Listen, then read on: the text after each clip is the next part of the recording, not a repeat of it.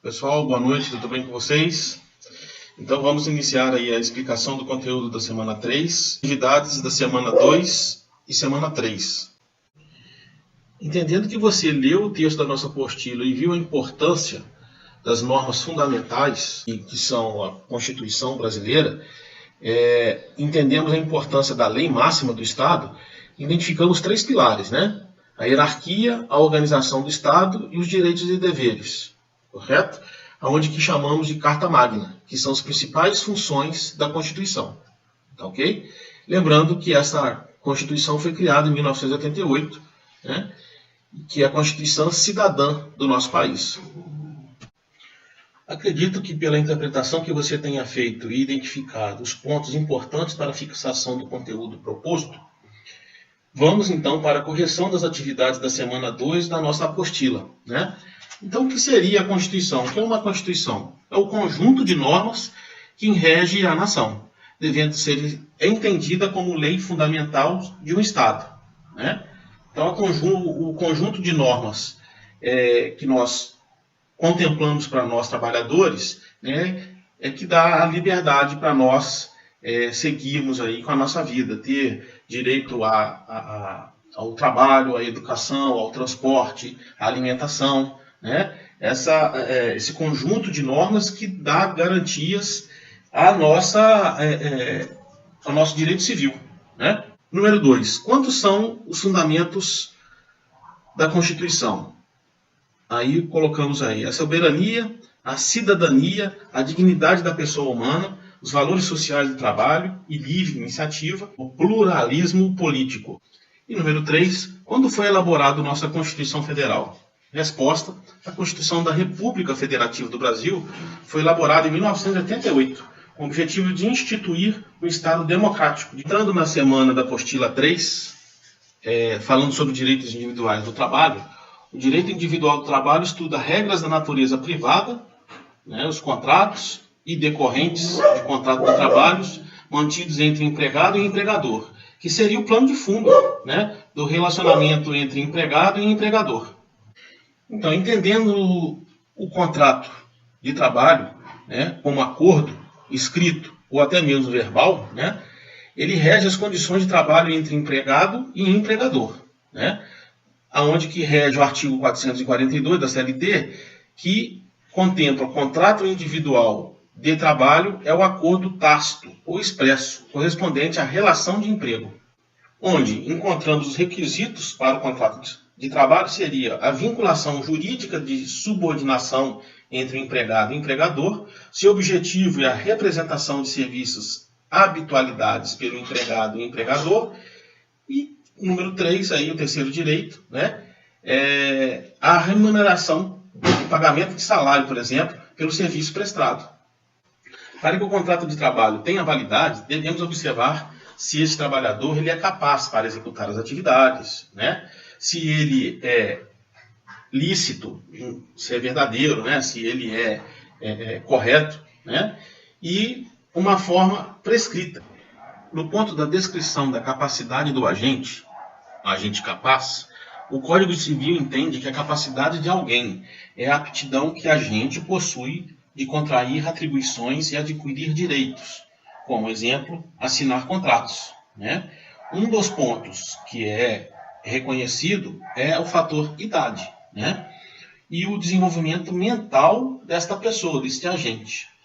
Entre os requisitos, será capaz, em termos de idade, aquela pessoa com idade superior a 18 anos, né? Os menores de 16 anos precisam estar representados por seus pais ou responsável legal por serem incapazes para a prática de atos, então, para a prática do trabalho. Neste ponto dos 16 anos, lembramos dos menores aprendizes, né, que contempla essa condição dos menores de 16 anos. Entendendo uma exceção das leis, né, o menor de 18 anos pode responder de forma autônoma, se já for emancipado, né? No direito do trabalho, a idade mínima para que ser empregado é de 16 anos, contudo, o aprendiz, que é um empregado com algumas características especiais, já pode iniciar seu trabalho a partir dos 14 anos de idade, que é a questão da atividade 1 e 2. Só ressaltando, se o menor, né, se ele for emancipado, ele não precisa do acompanhamento dos pais para assinatura do contrato. No objeto lícito, possível, determinado ou determinável, né? As atividades proibidas não se admite contratar empregado para fazer apostas no jogo de bicho, para vender drogas, para trabalhar em prostíbulos, no contrabando de produtos de outros países e etc. Né? Não é permitido que estrangeiros com visto de turistas possa ser contratado para prestar uma atividade remunerada em nosso país, que é a atividade 3, a resposta. E também é proibido o trabalho para menores em condições perigosas, insalubres, em horário noturno. Quero ressaltar aqui que quando a gente fala sobre prostituição, né, que é uma questão de proibição para menores, na nossa Constituição, já modernamente falando, é reconhecido os direitos de trabalho das pessoas que atuam na área da prostituição, né? Então, é interessante o reconhecimento dos direitos previdenciários, tá certo? Neste ponto que consideramos como ato lícito. Aqui, neste ponto, tratamos da forma prescrita ou não defesa em lei, né? Não se exige forma escrita para o contrato de trabalho. Portanto, nessa condição, será válido o contrato verbal, então, o falado, correto? Segundo ponto, contratação da forma escrita. Entendemos que é forma prescrita ou determinada pela lei. São elas o contrato de aprendizagem, os contratos por experiência, né? No ponto prazo contratual, a continuidade da relação de empregado reza que a regra geral seja a contratação por prazo indeterminado. Porém, em alguns casos, também é possível contratar empregados por prazo determinado, desde que respeitados os requisitos específicos de cada caso. No artigo 443, prevê quais são as hipóteses de validade. Aqui, dando sequência ao slide anterior, abordamos as hipóteses, né?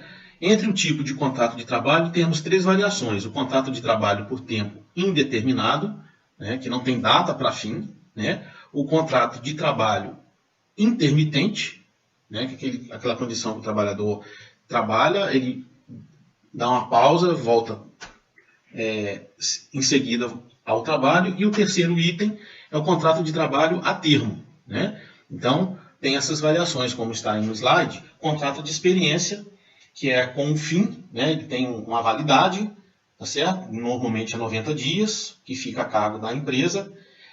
Contrato de safra, então de colheitas, né? Terminou lá a colheita, encerra o contrato, né? E aí, linkando, seria o termo de compromisso, né, de trabalho. O contrato de obra certa, então a ideia da obra, ela tem um início e um fim, então ele é pré-determinado, né?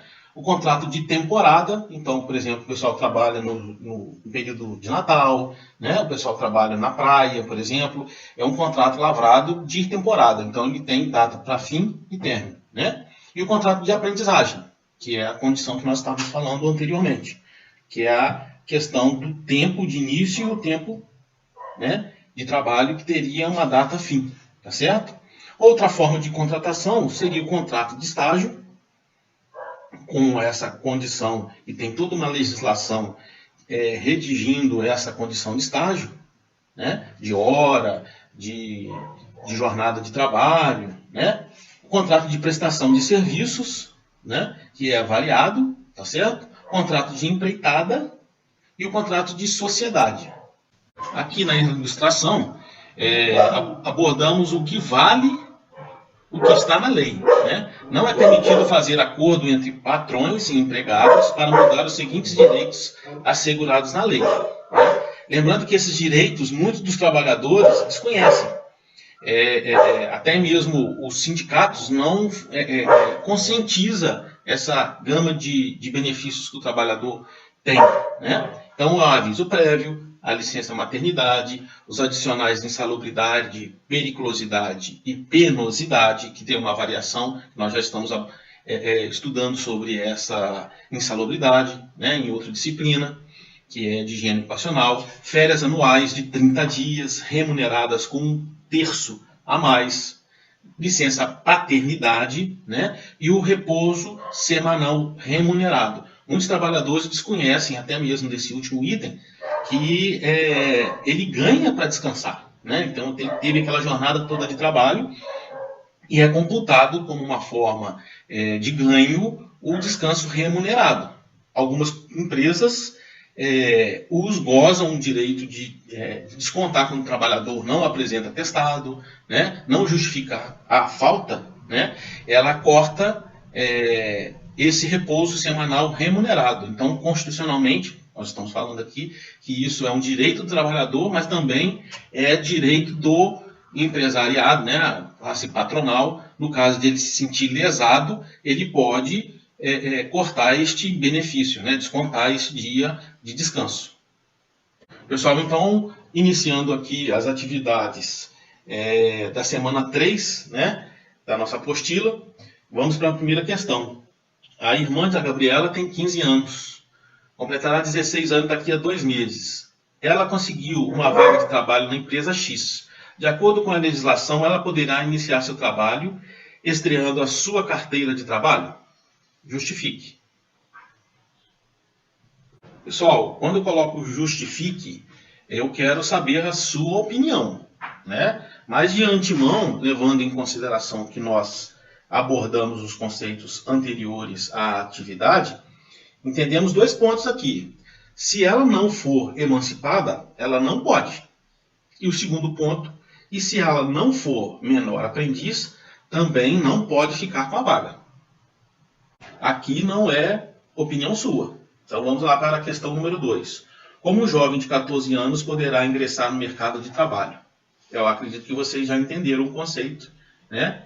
Que ele só pode ser inserido no mercado de trabalho se ele for menor aprendiz, né?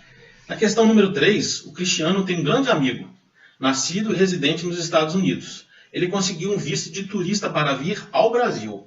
Aproveitando a oportunidade, ele resolveu arrumar um trabalho no período que estiver no Brasil. Isto é possível? Aí eu quero que você responda sim ou não e justifique. Correto? Aí lembrando que o turista, ele não pode trabalhar se ele tiver o visto de turista. Ok? Então fico aí aguardando outros questionamentos e dúvidas. Fico à disposição de vocês. Tá bom? Até lá!